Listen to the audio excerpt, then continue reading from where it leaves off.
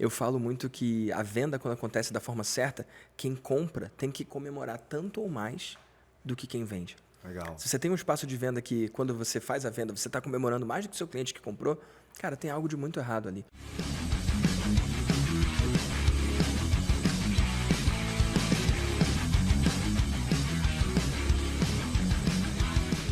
Está no ar mais um Pode Acelerar, podcast dedicado aos empreendedores e empresários obstinados por resultados.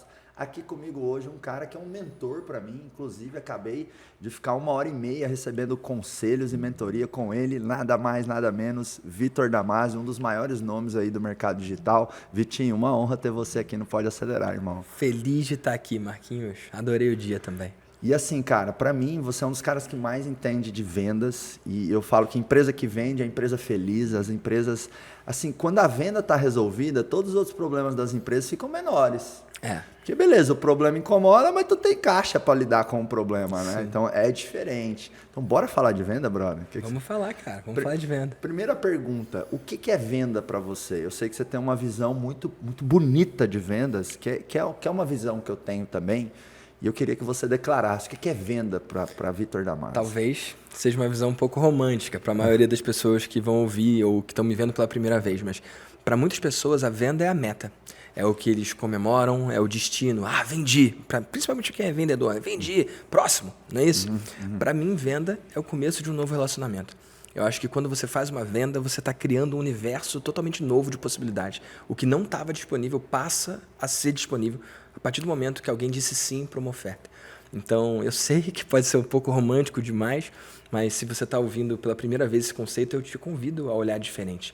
Porque tudo que você constrói com alguém para o longo prazo começou com um sim. Não só no âmbito profissional, mas no âmbito pessoal também. E se você olha a venda como o fim, é tão pequeno isso.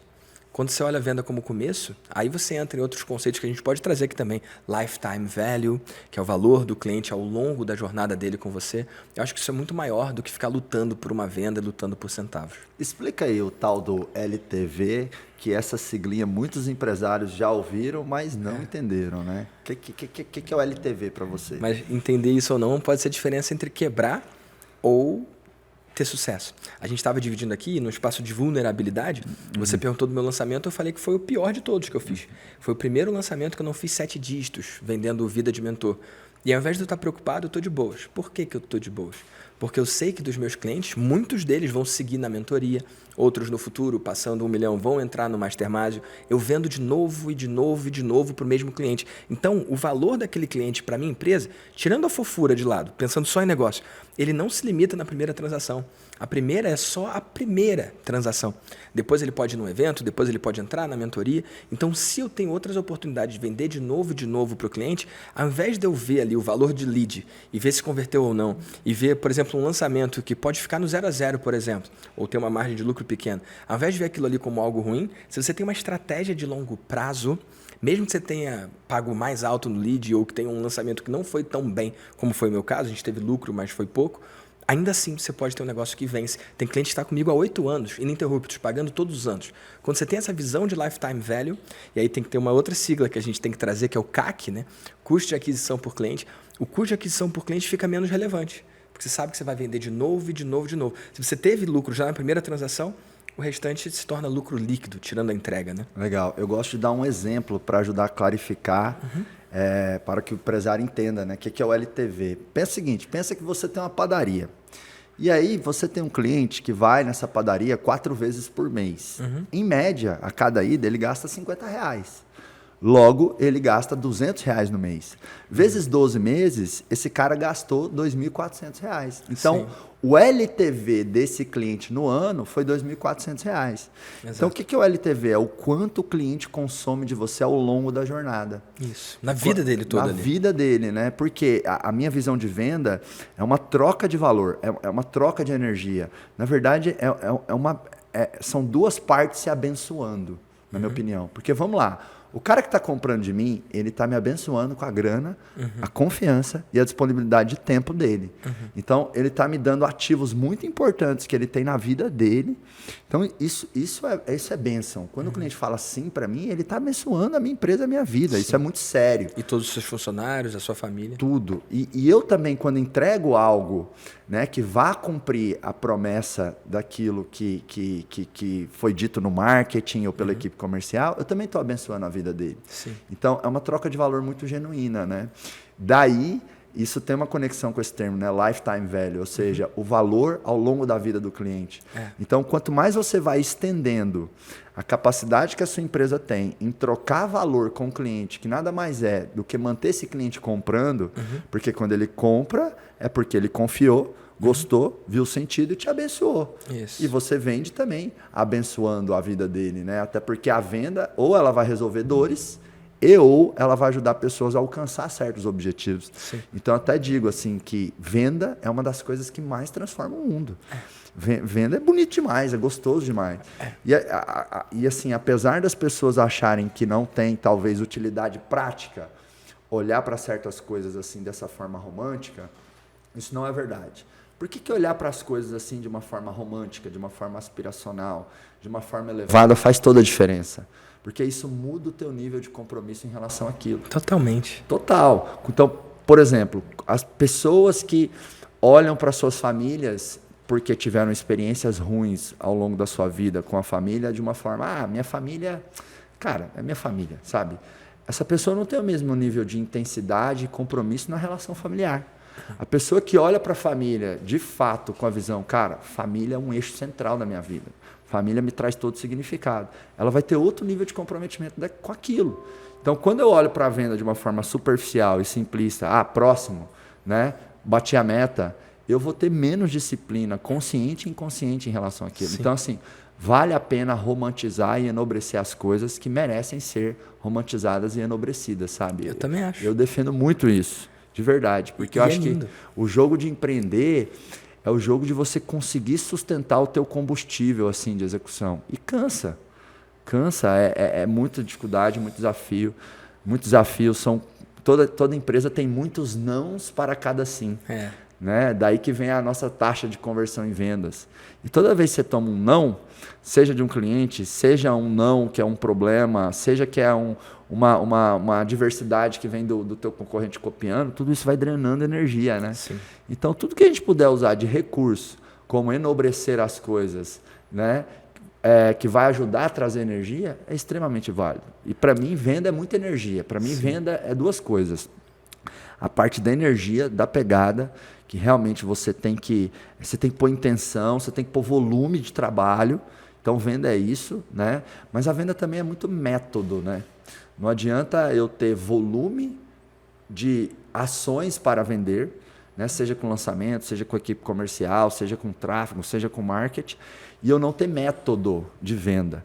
Que aí entra a minha pergunta, assim, quando você faz assim, Vitinho, meio que uma decomposição do que é o processo do cliente comprar ou o processo da empresa vender, sabe? Vamos falar de métodos de vendas, de metodologia de venda, o que é a venda do ponto de vista de processo. Vamos mergulhar um pouco nessa questão técnica da venda. Vamos falar disso. E só voltando no ponto que você falou, que eu acho que é importante, você usou o termo bênção.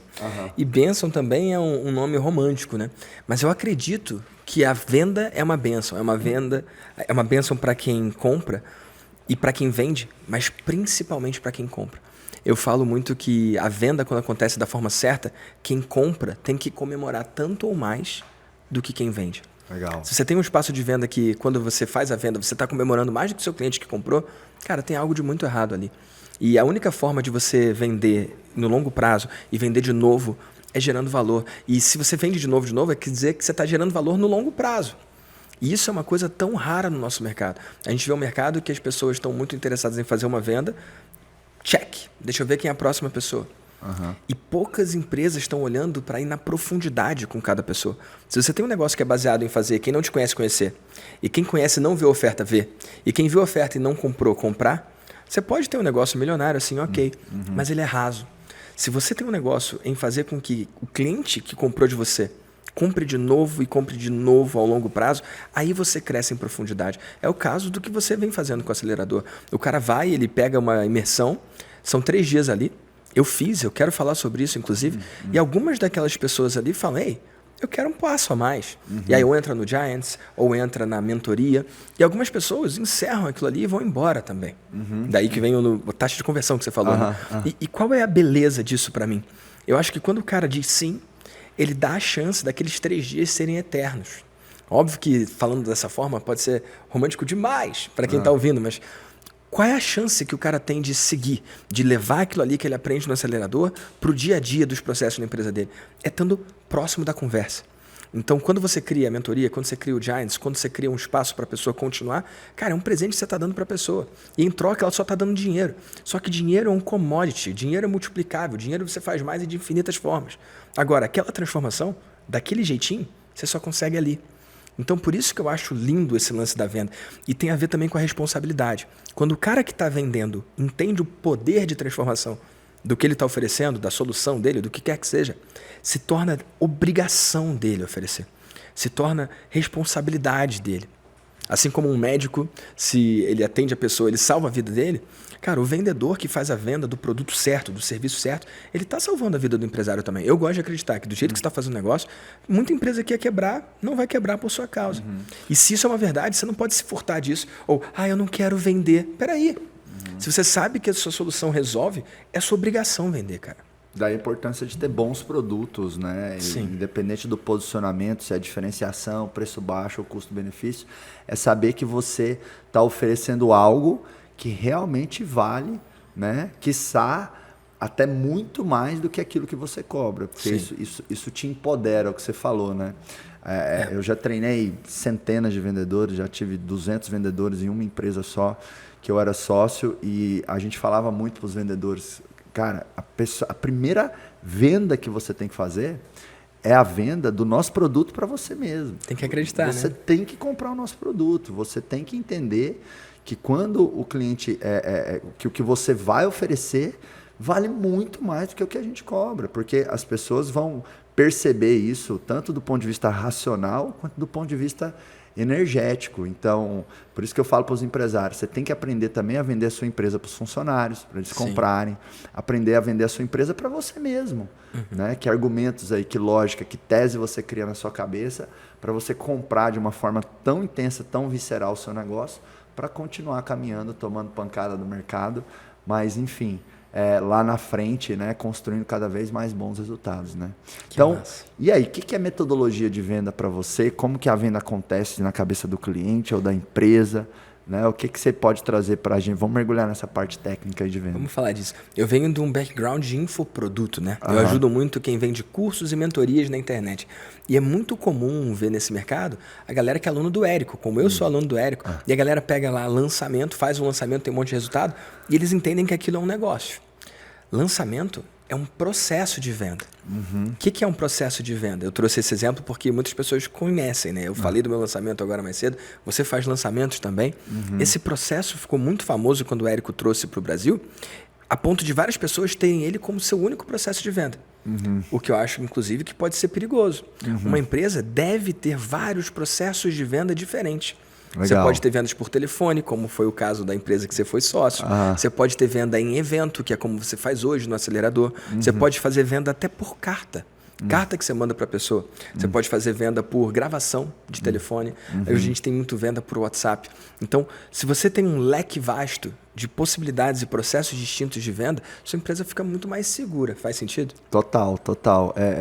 Você tem ali uma complementariedade de formas de abordar o teu cliente-alvo e transformar ele, né, de lead para cliente. Né? E às vezes uma forma de vender, ela vai capturar mercado, vai capturar um certo tipo de cliente, e outra forma de vender também pode trazer outros tipos de clientes. Então, você acabou de dar um exemplo muito maravilhoso. A maioria das empresas do digital não faz muitos testes. As pessoas sabem que teste é importante, mas não fazem. E tem uma parcela que faz teste, mas interpreta errado também.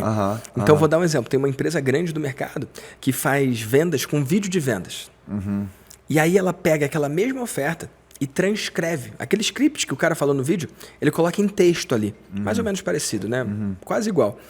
E aí, vamos supor, uma pessoa testa aquelas páginas e vê que a página com vídeo tem 4% de conversão. E a página em texto tem 2% de conversão. A maioria não testa, mas quem testa e vê lá 4% em vídeo, 2% em texto, qual é a conclusão lógica das pessoas? A página com vídeo vende mais. E aí muitas vezes elas matam a página com texto e mantêm a com vídeo. Mas o meu convite é para olhar de uma forma diferente.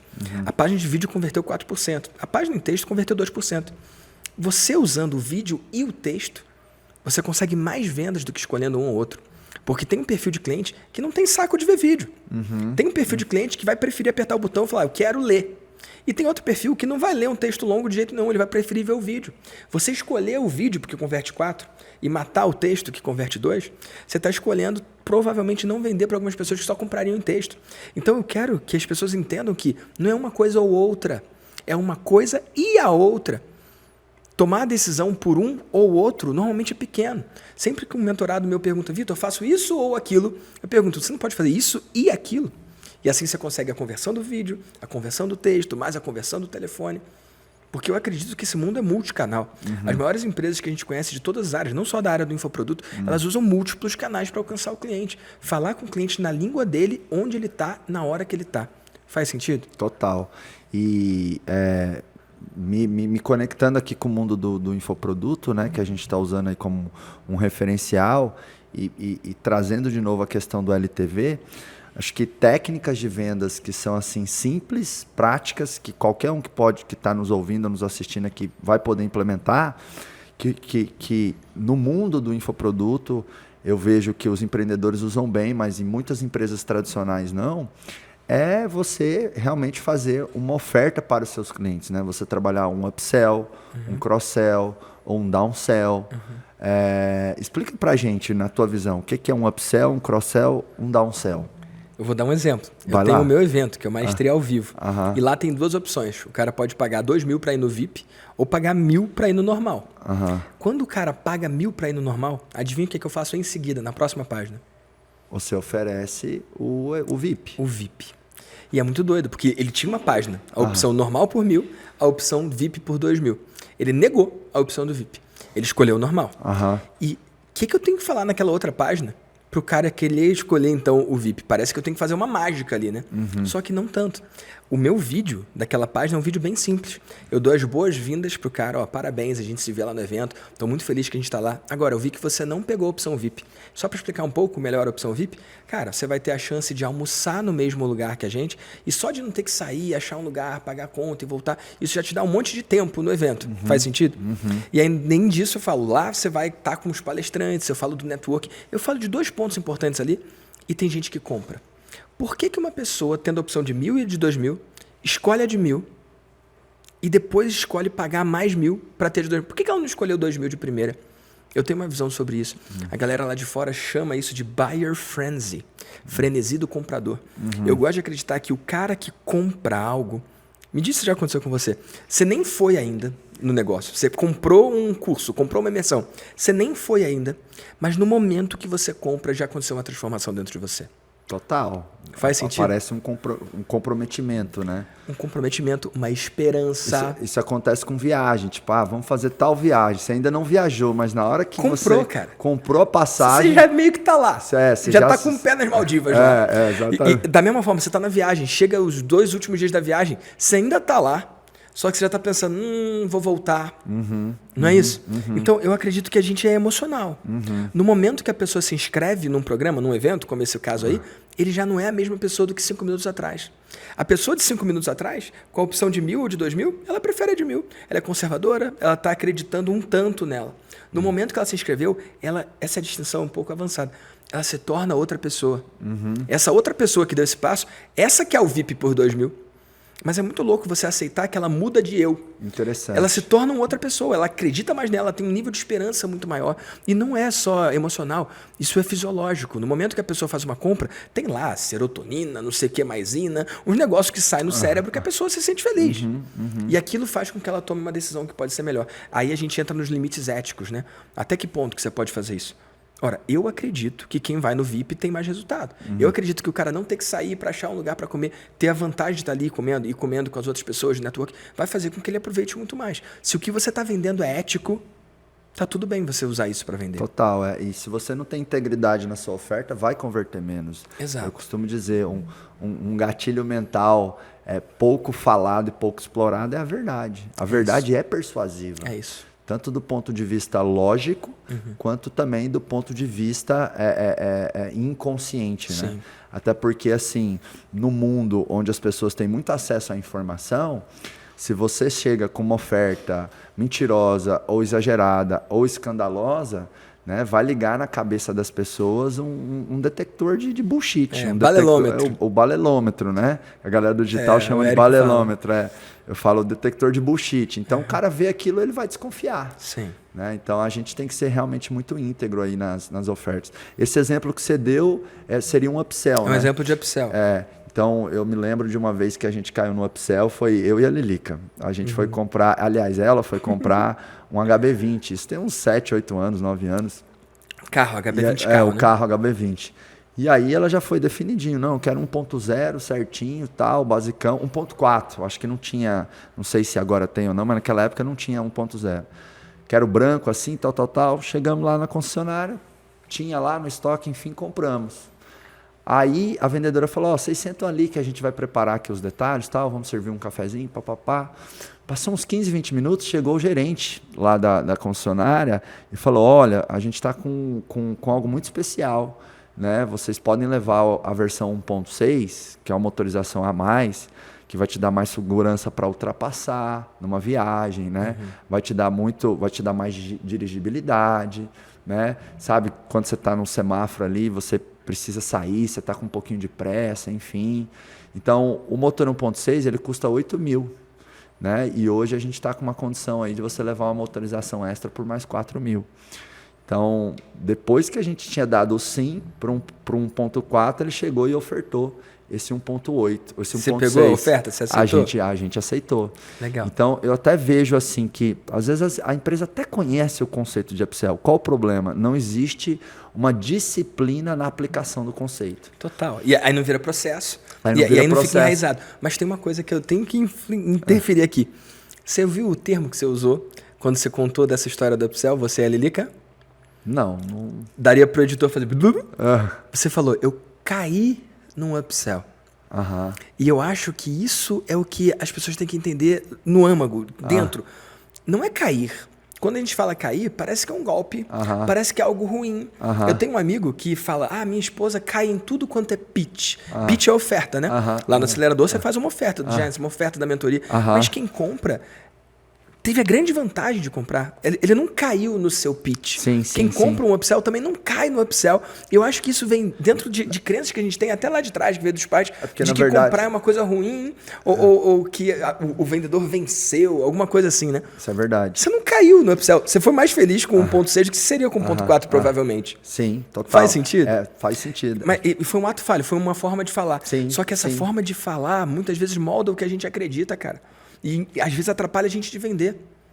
Eu acho que isso tem a ver com uma coisa que tem no inconsciente das pessoas, que é o seguinte, as pessoas amam comprar, mas elas odeiam o que venda para elas. Isso. Como se, quando eu comprei, eu fui persuadido, eu perdi. E não é, né? E não é, os dois lados ganham. A venda feita de forma correta, os dois lados ganham. Total, e quem compra fica mais feliz do que quem vende. Para você, cara, a diferença de um carro 1.4 para 1.6, de verdade pode ser a diferença na ultrapassagem. De verdade pode ser a diferença no conforto. Para o cara que está vendendo, foi de verdade 4 mil a mais. Eu garanto que esses 4 mil reais fazem mais diferença.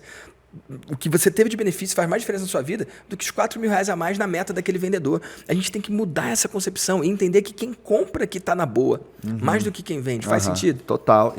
E nós aproveitamos uma oportunidade, porque a gente realmente achou barato a mudança na motorização por esse valor. Era em torno de 10% ali do valor do carro. Né?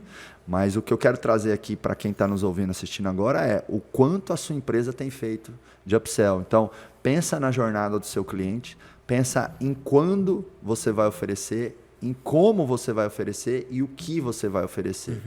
Mas na minha experiência, na esmagadora maioria das empresas, tem um espaço para melhorar significativamente essa estratégia de upsell. E por que esse nome upsell? Né? É uma venda acima, é um produto acima. Né?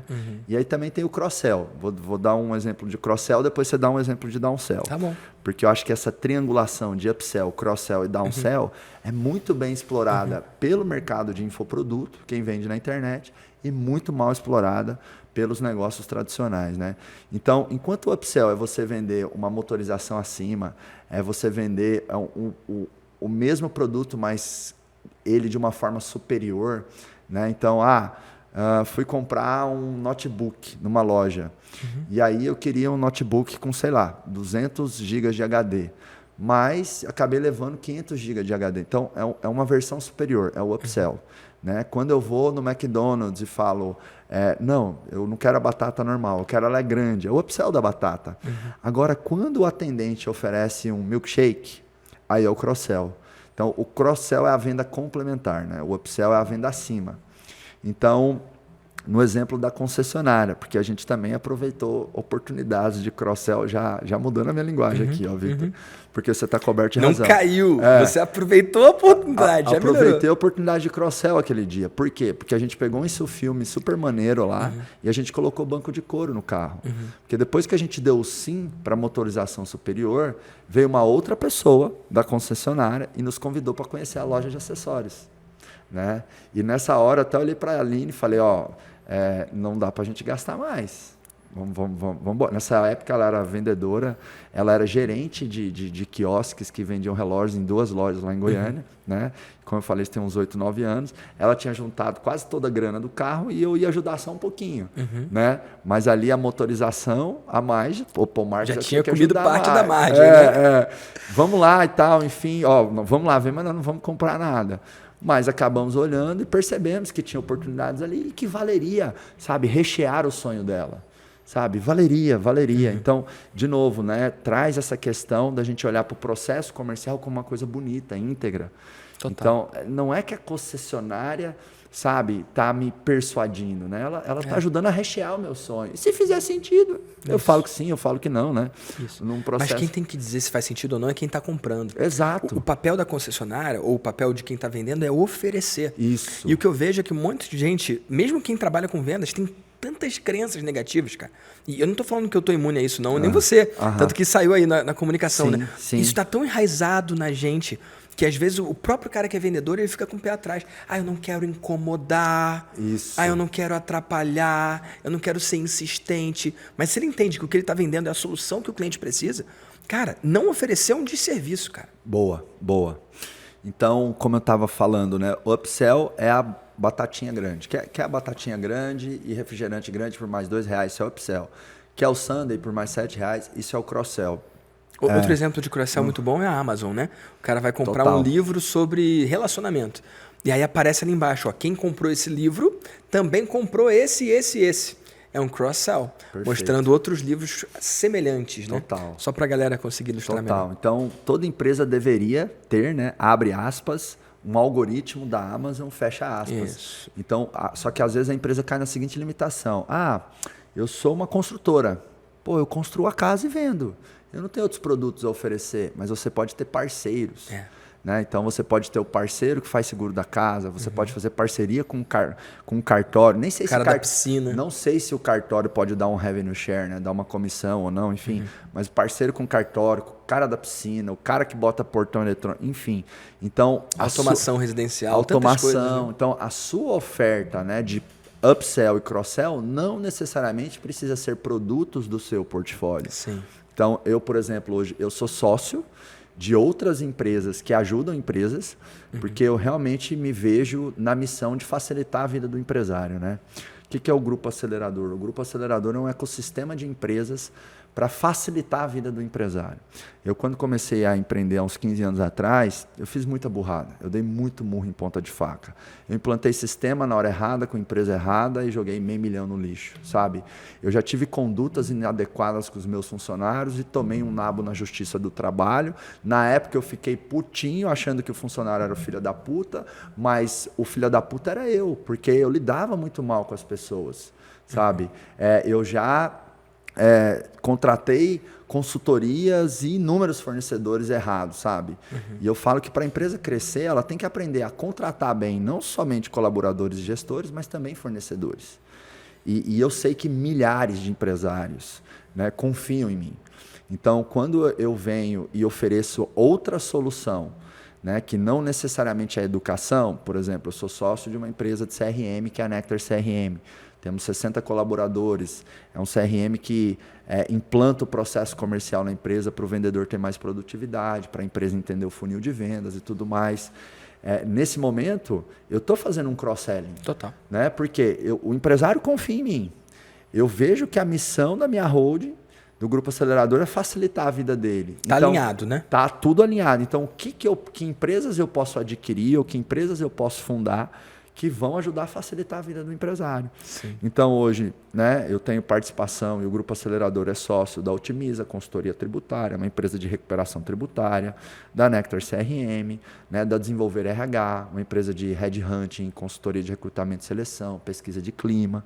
Cara, o que eu apanhei para implantar o RH na empresa, o que eu apanhei contratando pessoas erradas. Sim. Até vou dar um erro clássico que as empresas cometem na hora de contratar.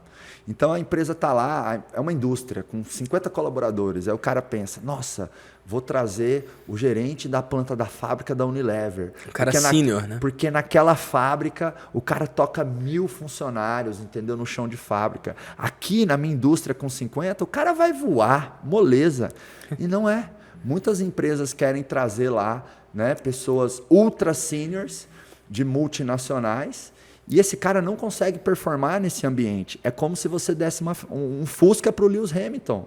Cara, é capaz de uma disputinha aqui no meu condomínio, aqui, ó, Fusca com Fusca, eu ganhar do Lewis Hamilton. Ele não sabe dirigir um Fusca, ele sabe dirigir uma Ferrari. Então, muitas vezes, o que você precisa é de um bom piloto de Fusca, você vai lá e contrata um bom piloto de Ferrari. Não faz sentido. E é diferente, o cara que otimiza não é o cara que constrói, né? Tem isso também, que é um ponto que eu trago, né? É que é assim, então, às vezes a empresa ela quer o sênior, mas ela acha que o sênior é o cara com 10, 20, 30 anos de experiência. Ou que o sênior é o cara que trabalhou numa empresa 10, 20, 30 vezes maior. E, na verdade, o sênior é a pessoa que tem experiência na sua necessidade. E, de preferência, uma experiência 1, 2, 3 níveis acima daquilo que você precisa no máximo. Sim. Então, exemplo, eu estou sem área comercial, quero implantar uma área comercial. Não, vou pegar um gerentão comercial que tocava 300 vendedores. Não, pega o cara que tocava 20, 30, 15. Ou que sabe? implementou um processo em alguma empresa Ou do que, zero, né? Exatamente. Então, a pessoa sênior para a minha empresa é a pessoa que enfrentou os desafios que eu vou precisar que ela enfrenta. Não é necessariamente o bambambam executivo de carreira. Em alguns casos pode ser. Não estou aqui dizendo que pessoas de multinacionais não têm o seu valor, sua competência. Pelo contrário. Só que a pessoa certa, no momento errado na sua empresa, é uma armadilha. É um problema, não é uma solução. E esse é um erro comum, né? Então, assim, hoje eu faço muito cross-selling. Porque as empresas que eu sou sócio servem o mesmo público. Então, as empresas deixam dinheiro na mesa por não oferecer algo complementar, né? Seja de parceiros, de empresas sócias, e também deixam dinheiro na mesa por não oferecer algo adicional. De verdade, para quem está nos ouvindo e assistindo aqui agora, tá? Se você melhorar a tua estratégia de upsell e cross-sell, com certeza tem aí entre 10% e 50% a mais de receita. Não só receita, né? Lucro. Porque essa Total. venda aí, como você já teve o custo de aquisição do cliente pago, Perfeito. ela tende a ter uma margem muito maior. Perfeito. Você já gastou lead, com você marketing. já gastou, exatamente. E eu acho que assim, o ponto-chave é a disciplina de fazer o upsell e o cross-sell. Eu já percebi, por exemplo, que no aeroporto de Congonhas, os estabelecimentos lá não têm uma cultura de upsell e cross-sell igual em Guarulhos. Cara, em Guarulhos é raro eu não comprar alguma coisa, seja na livraria, seja um sorvete no bate de latte, seja algo no fast food. É muito raro eu comprar algo em Guarulhos e eu não receber na hora de pagar no caixa uma próxima oferta. Tipo, o senhor aceita um chiclete, vai uma água. Ou comprou sorvete, vem a água em seguida. Então, assim, em Guarulhos tem cultura de upsell, tem hábito de upsell e cross-sell. Em Congonhas não tem. Então é o mesmo paralelo nas empresas. Tem empresa que é Guarulhos, é o aeroporto de Guarulhos. Cara, amigão, vendeu, vai oferecer. Tem um restaurante que eu adoro, aqui em Alphaville, que chama Frutaria Alphaville. Uma vez conversando com o dono, enfim, tal, eu falei para ele, cara, você tem que entender que o teu garçom, ele é um vendedor, ele não é um garçom. Não é tirador de pedido. Não, ele é um vendedor. Qual que é o suco que te dá mais margem? Aí ele foi lá e falou, é o suco de... Esqueci o nome aqui, mas é uma fruta lá mais diferenciada. Esse, beleza. Esse suco é gostoso? É, todo mundo ama. Então, na hora que o teu vendedor for falar das bebidas, ao invés de falar somente assim, qual bebida, ele vai falar, olha, qual bebida você vai desejar? E eu quero aqui recomendar o suco especial da casa, assim, tal, papapá. Então, você... Só de oferecer aumenta a chance da pessoa aceitar, né? Total. Então, tem muita empresa que só tira o pedido da venda, que é o garçom, ao invés de ser realmente um vendedor, que faz ali a oferta do upsell, do cross-sell. Mas, vamos lá, e o downsell? Dá um exemplo aí de como você usa o downsell. Tá bom. Ou talvez ou um exemplo também do mundo onde as pessoas consigam também tangibilizar bastante, como eu falei, do aeroporto. Sem ser do meu universo. Não, mas do teu universo é legal Então também. vou falar do meu universo, que fica fácil. Show, vai mas lá. até como um exercício para a galera que vem do mundo físico conseguir adaptar para sua realidade, né? Eu ajudo a galera que vem de mentoria. Então entram aí coaches, pessoas que são mentoras, ou qualquer pessoa que vem de qualquer tipo de curso online, vem de informação na forma de produto digital. E muitas dessas pessoas fazem atendimento 1 a 1. Eu falo para eles que a forma mais fácil de você conseguir criar um grupo de mentoria é você fazer da seguinte forma: você faz a sua apresentação, alguns vão dizer sim, outros vão dizer não. Para quem disser não, você vira e fala, olha, você quer passar por esse mesmo processo, só que em grupo, e custa metade do valor. Então eu estou oferecendo a mesma transformação, o mesmo processo, só que ao invés de ser individual, é em grupo. E por ser em grupo ele é mais escalável, então ele custa menos. Então custa metade do preço. Downsell, por definição, é você oferecer alguma coisa para alguém que te disse não. A pessoa disse não para oferta individual. Legal. Mas tem chance de ela dizer sim para oferta em grupo. Legal. E aí depois você oferece para a segunda pessoa, terceira pessoa, e é assim que alguém pode criar uma prática escalada. Isso funciona para consultores, isso funciona para qualquer pessoa que faz alguma prestação de serviço que pode ser escalada em grupo, né? Para professores também, treinadores, como é o seu caso. Você pode fazer o processo do acelerador individual, só que vai custar muito mais caro. Se a pessoa disser não, você oferece o em grupo. Eu chamo o downsell de recuperador de venda. Porque às vezes você tem uma gráfica. Aí você mandou um orçamento para a empresa lá. E o orçamento talvez é R$8.000, com certos itens, tal. A empresa fala não, agora não. E aí você pergunta, por quê? Não, a gente não quer desembolsar esse caixa tal agora. E aí o vendedor dessa gráfica poderia, por exemplo, recomendar, olha, vamos fazer o seguinte, eu tenho uma outra opção de papel aqui, eu tenho uma outra opção de material, que você já vai atender a sua demanda e eu vou conseguir reduzir esse valor. Vou te mandar uma proposta ainda hoje, tá? Então, você vai atender a sua demanda de uma forma parecida, mas você vai, ao invés de investir 8 mil, eu acho que eu vou conseguir ficar ali na casa de uns 6 mil, né? Então, o downsell para mim é isso. Você oferecer alguma coisa para o cliente, ele está com aquele valor referencial na cabeça. Pô, é 8 mil para eu fazer essa demanda de gráfica aqui para o marketing da minha empresa. Aí, quando você chega e oferece algo de 6, você cria uma percepção de valor muito alta, que é o que você falou. Pô, eu poderia ter a mentoria individual, sei lá, por 30 mil, mas, nossa, tem uma em grupo aqui por 15. Né? Então, eu tenho uma certa entrega de valor parecida, mas com um preço menor. Então, eu derrubo um pouco a percepção de objeção ao preço. Sim. E isso encaixa em praticamente toda empresa. Isso não é só do universo digital, né? Dei aqui o exemplo da gráfica, mas toda empresa que faz um orçamento, uma proposta comercial, consegue fazer isso. Sim, e tem uma palavrinha que destrava, porque quando eu faço uma gravação de podcast, ou lá no meu VDcast, que inclusive eu quero convidar você para participar. Opa, tá aceito. Ou aqui, tá aceito? Opa! Então tamo junto. Ou aqui com você, eu tô aqui conversando com você, mas eu tô sempre pensando em quem tá ali, né? E aí eu fico pensando, cara, alguém tá ouvindo esse troço aqui falando, pô, entendi upsell, entendi cross-sell, entendi downsell, mas isso aí é muito bom na empresa do Vitor, muito bom na empresa do Marcos, como é que eu vou trazer na minha? Mesmo eu tendo, sei lá, trazendo um exemplo do meu mundo, você trouxe do seu, mas qual é a palavra, ou no caso duas palavras, que vai destravar você aí para conseguir implementar esse troço na sua empresa? Passo menor. Pega essa, passo menor. Eu quero que você fique com isso em mente. Você fez uma proposta, o seu cliente não comprou, ele falou, cara, isso aqui não dá. Eu quero que você pense, qual passo menor que eu posso oferecer? E aí você pode virar para o cliente e falar assim, vamos dar um passo menor? Uau! Acabou de rolar a turma do Vida de Mentor. Algumas pessoas se inscreveram, outras não. Nessa semana eu vou fazer o downsell, que vai agora até quinta-feira. Eu vou virar para eles e o assunto do e-mail vai ser esse: passo menor. Olha, eu ofereci o programa Vida de Mentor para você aprender a criar, vender, entregar, escalar grupos de mentoria. Você não pode se inscrever por um motivo ou por outro. Eu não falo que é o dinheiro. Eu não falo. Mesmo sendo um programa de 30 mil, eu não falo. Por um motivo ou por outro, você não pode se inscrever. Vamos dar um passo menor para a gente começar a trabalhar junto? Legal. Aí eu vendo como começar do zero de 5 mil e aquele valor fica de crédito para se ele vier para uma próxima turma. Quando eu faço um lançamento, um monte de gente compra, um monte de gente não compra. Dessa galera que não compra, um monte de gente fala: Vitor, dessa vez eu não vou, mas na próxima eu vou estar lá, na próxima eu vou estar lá. E eu ouço o que as pessoas falam, mas eu aprendi a ouvir o que elas fazem, ou ouvir o que elas fazem com a carteira delas. Então eu falo: você está falando que na próxima vai estar aqui? Mas eu ouço isso sempre. Você quer aumentar a chance de estar na próxima de verdade? Vou te oferecer um passo menor. Custa só 5 mil. Você já começa a trabalhar comigo e já começa a ver os resultados. E aí, se você quiser, na próxima turma, você só paga a diferença e vem. Topa?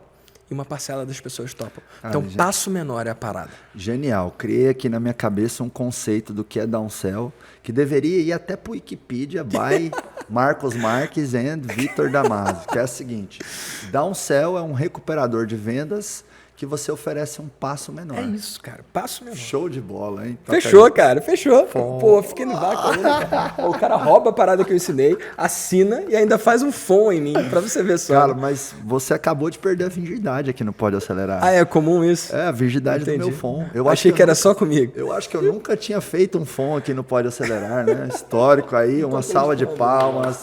Vitinho tirou a virgindade do Pode Acelerar com o fom. Beleza, cara. E também perdeu a virgindade no fom do Marcos aqui no Pode Acelerar. Tá bom demais. Você sabe que tem gente que trabalha comigo há 8, 10, 12 anos e ainda cai no FOM, cara. Sério, cara? Tem gente que já caiu, sei lá, muitas vezes no FOM. Que se a pessoa faturar R$100, assim, sabe? Se ela cobrasse, pô, Marcos, me sacaneou, R$100, ela já tinha feito alguns milhares aí. Muito bom, cara. Mas é isso aí. Vitinho, cara, eu acho que... Inacreditável. Cada uma. Usa uma fala da Aline, que é assim, ó. O Marcos solta cada uma que parece duas. Ou 1,5, né? Igual aquela, uma palma e meia. Ou não, eu acho que vai... Vou até falar pra ela, Lili, que você tem que falar que eu solto cada uma que parece 0,1, né? De tão ruim. Legal, cara. Então, pra gente fechar aqui, né? Reflete hoje, né? Como, quando e o que você pode fazer com upsell, cross-sell e downsell e implementar isso com disciplina, sabe? Seja a tua equipe comercial, seja o teu marketing. Você implementar isso com disciplina porque tem dinheiro, tem lucratividade na mesa aí em relação a isso, né?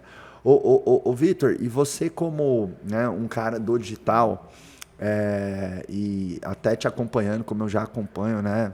Desde que a gente se conheceu, acho que tem uns 5, 6 anos por aí. Você é um cara muito bom com as palavras, né? E eu digo que às vezes a venda é a arte de escolher boas palavras e colocar essas palavras numa ordem adequada, né? Com o objetivo de criar na cabeça do cliente uma percepção de valor que nada mais é do que fazer o cliente salivar pelo teu produto, pelo teu serviço. Então, escolha as palavras certas, coloquem numa ordem que faça sentido, para que o seu cliente comece a salivar pelo teu produto, pelo teu serviço, né? E no mundo do digital, tal, enfim, a gente chama essa escolha das palavras, enfim, de copywriting, né? Que são textos persuasivos, é uma linguagem persuasiva, né? Então, quando tipo assim, você pensa em copy, em uso de palavras, enfim, que coisas são mais persuasivas, na sua opinião, sabe? O que gera muita persuasão, muita percepção de valor? Olha, você falou da escolha das palavras, acho isso muito poderoso. Você falou salivar. Salivar é uma relação ali, uma reação ao que ele está falando que vem de dentro da gente, né? Só que como que a gente vai saber quais são as palavras que mexem ou não com as pessoas? Eu acredito que a melhor forma é medindo, a melhor forma é vendo. Então, a gente estava lá no seu evento e você fez uma oferta. Você pode gravar a reação das pessoas para ver o que mexe com elas ou não.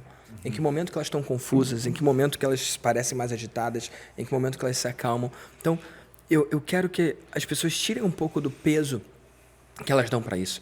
Quando você fala, tem que achar as palavras certas e ainda botar na ordem certa, pode ser muita pressão para quem está ouvindo. Acho que o que é mais importante é você fazer sua primeira apresentação e você medir o resultado. Você medir onde que você perde a atenção das pessoas, onde que você não perde.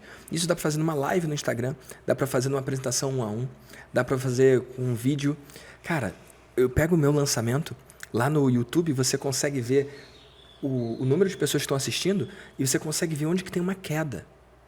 E aí você pode olhar, e isso é uma coisa que poucas pessoas têm esse hábito do debriefing, o hábito de olhar para trás. Então, se você tem um vídeo de vendas de 40 minutos ou uma aula de vendas de 20 minutos, você pode olhar aquela sua oferta e ver qual é o momento que teve uma queda.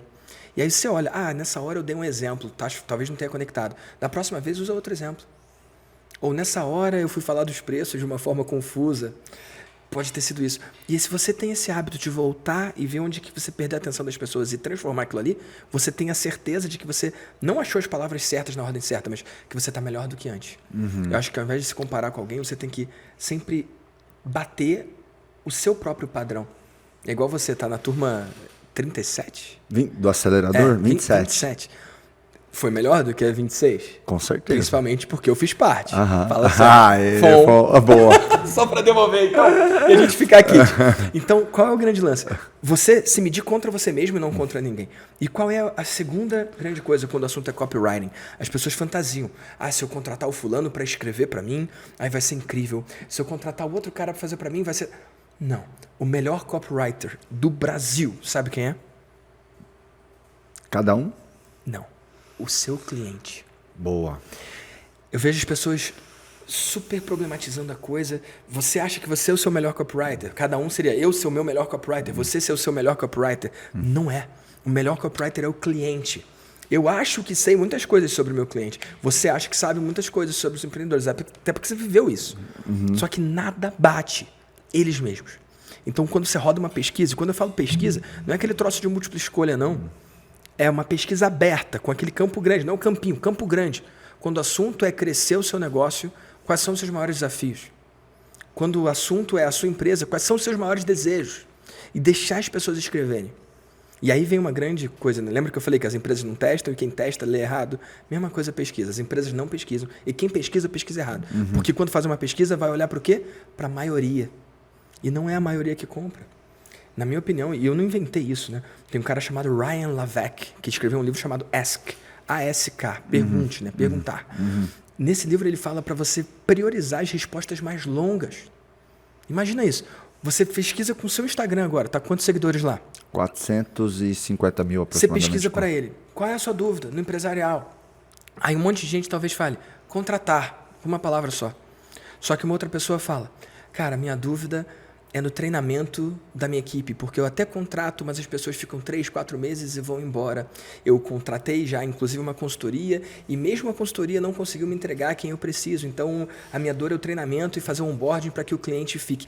Qual dos dois tem mais chance de comprar o acelerador? O segundo. O segundo.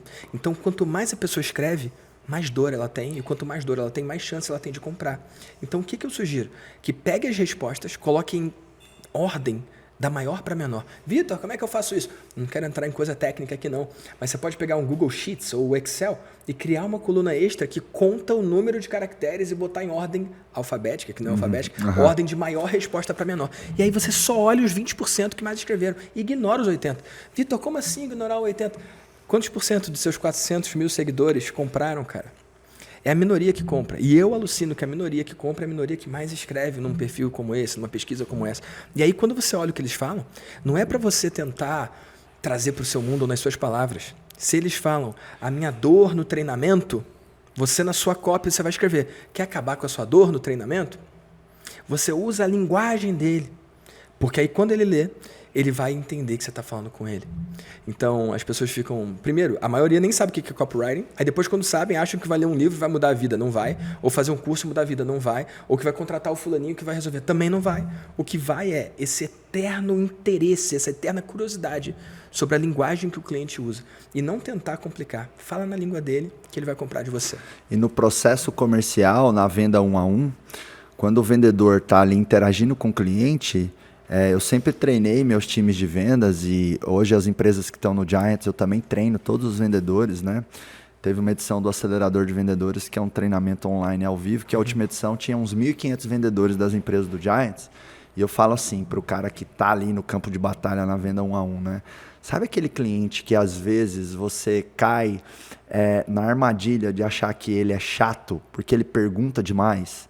Sabe? Ele manda muita pergunta, ele quer saber cada detalhe. Esse cara é o cara fervendo. É um presente, né? Quanto mais dúvidas ele tem, mais quente ele é. Porque a objeção, ela é uma faca de 2 gumes. A objeção, ela é, né, um motivo pelo qual o cliente coloca na cabeça para não comprar, mas ela também é o quê? Um sinal de interesse de compra. Então, quanto mais o teu cliente pergunta, geralmente ele está mais interessado. Que é o que você falou, né? Quanto mais palavras aparecem, seja no 1 a 1, seja na pesquisa, maior a temperatura de potencial compra ali.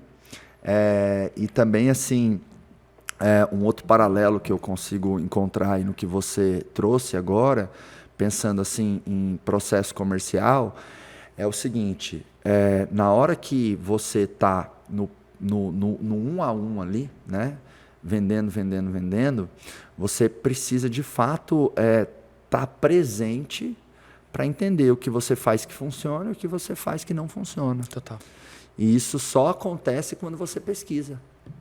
Né? E as empresas têm baixa rotina de pesquisa, seja com um papelzinho, seja o vendedor perguntando. Uma coisa que as empresas não mapeiam é os motivos de perda de venda. Cara, isso é genial. Eu falei do lançamento que eu acabei de sair. Aham. Eu rodei um e-mail chamado Você Me Odeia? Aham. E é um e-mail até engraçado, que eu aprendi com o Ryan Levesque também.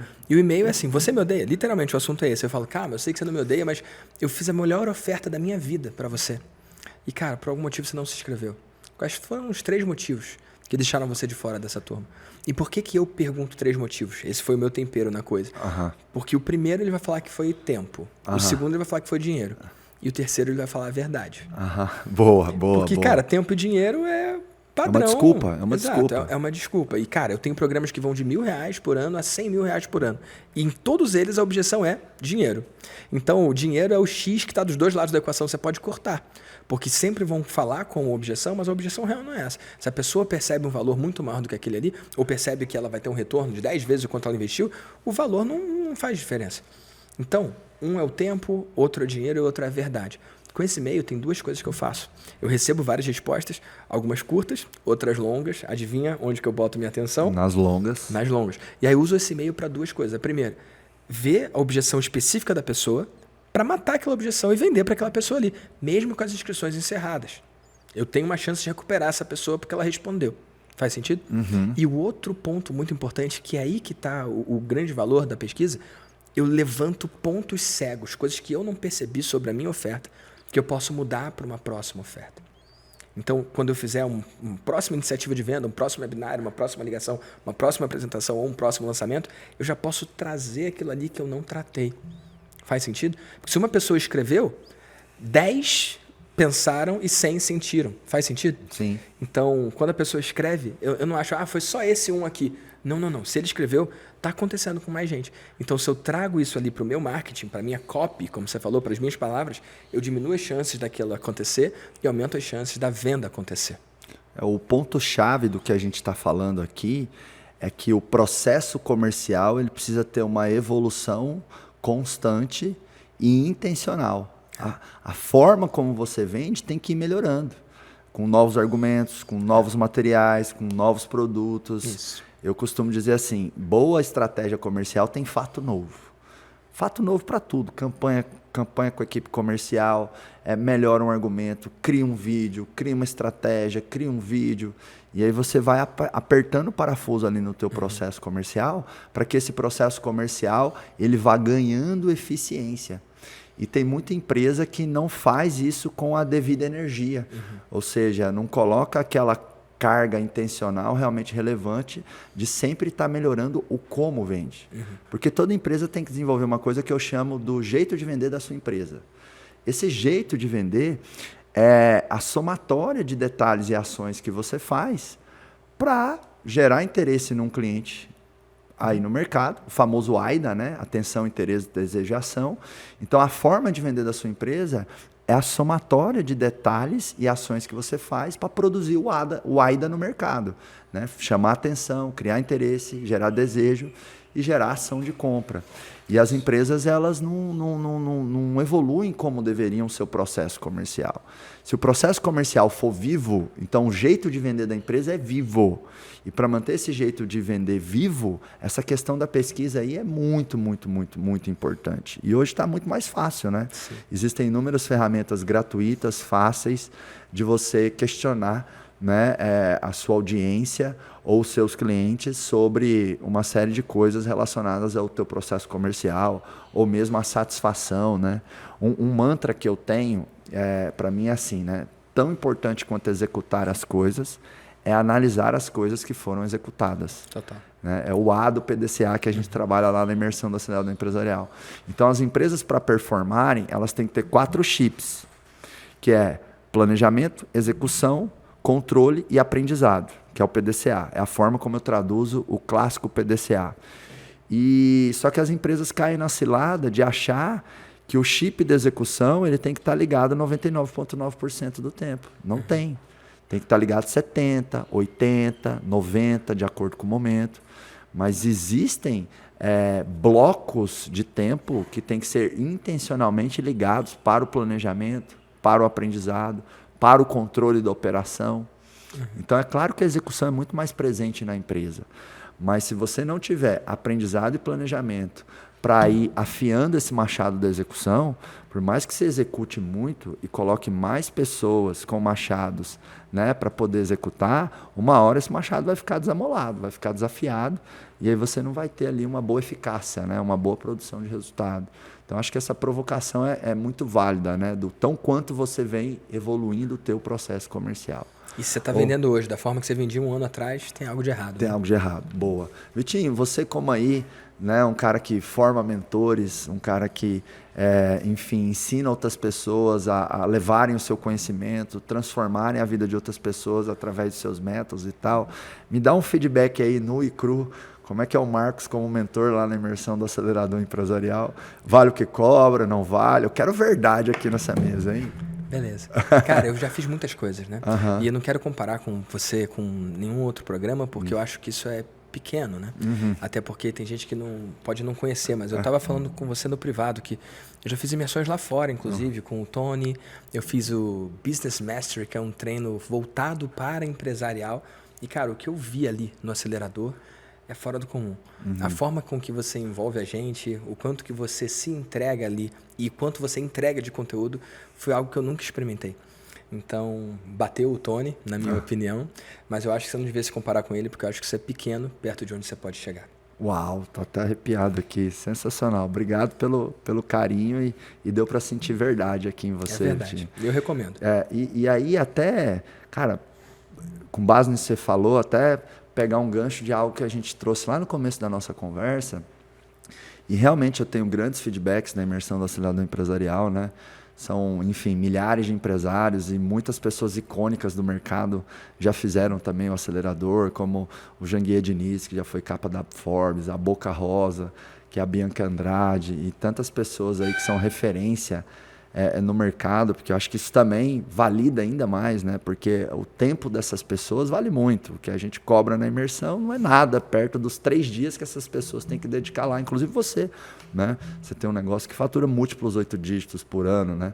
São muitos milhões de lucro. Então, cara, o que você pagou para estar ali nos 3 dias, né? O que pessoas pagam para estar ali nos 3 dias, quando elas têm muito sucesso, não é nada. Não é sobre o valor da inscrição, é sobre o tempo que eu vou alocar lá. Comprometimento. Né? Exatamente, o quanto isso vale. Então, hoje eu participo de grupos, né? Inclusive você é um mentor para mim. Então, quando eu vou lá e estou disposto a pagar o Vitor por uma mentoria, o dinheiro que eu pago para o Vitor não é nada, o ponto é o tempo. Exato. Então, cara, é uma evidência muito grande de qualidade e credibilidade quando a empresa tem, né, clientes que o tempo deles vale muito e eles dedicam um tempo para comprar daquela empresa. Né? Isso vale até mais que o dinheiro. E assim, a excelência, boa parte da excelência da entrega que eu e nós temos durante a imersão acelerada empresarial é que, de fato, a gente romantiza. Sabe, o acelerador para a gente não é um gerador de caixa, um gerador de receita, não é essa visão que a gente tem. A gente realmente acredita que a gente vai fazer o Brasil melhor, ajudando a vida de milhares de empresários. Então, cara, isso me dá uma força. Cara, teve uma turma da imersão, Vitinho, que eu não sei como eu consegui ministrar. Tinha uma UTI na minha sala, cara. Nos intervalos eu ia para UTI. Porque, cara, era soroterapia, laser, fisioterapeuta, corticoide. Cara, eu tava com um pus na garganta, cara. Sabe? Eu fui pro primeiro dia da imersão com um argumento e uma construção já na cabeça para encerrar ali. Falar, galera, não dá, eu não tenho saúde para entregar. Mas algo maior e mais forte dentro de mim, sabe? Então, eu sinto a presença de Deus muito forte. Então, eu não faço o que faço por grana. É claro que eu ganho muita grana. Eu sempre falo, o seguinte, tenha propósito, mas não tira o olho do caixa. Isso. Não existe essa, não, eu vou fazer um mundo melhor sem produzir riqueza. Não tem como.